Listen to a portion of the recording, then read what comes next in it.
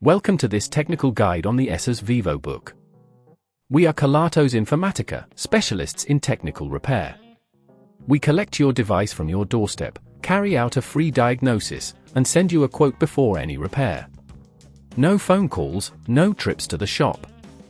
We are based at Calle Joaquín María López 26, Madrid. Convenient, transparent and professional. Link in the description. If you have found yourself with a cracked screen on your Asus Vivobook, you're not alone.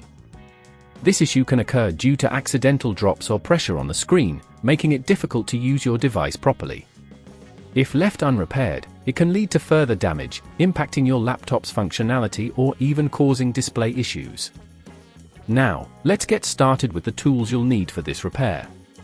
You will require a small Phillips screwdriver, a plastic opening tool, tweezers, and a replacement screen specifically designed for the Asus Vivobook.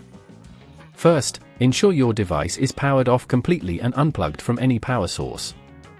Begin by gently prying open the back cover of your laptop using the plastic opening tool. Carefully insert it into the seam and work your way around, taking care not to damage any clips or connectors inside. Once the back cover is removed, locate the display connector, which is usually found near the hinge of the device. This is the component that has likely failed. To extract the old screen, you will need to unscrew the screws securing it in place. Make sure to keep these screws in a safe spot, as you'll need them for the installation of the new screen.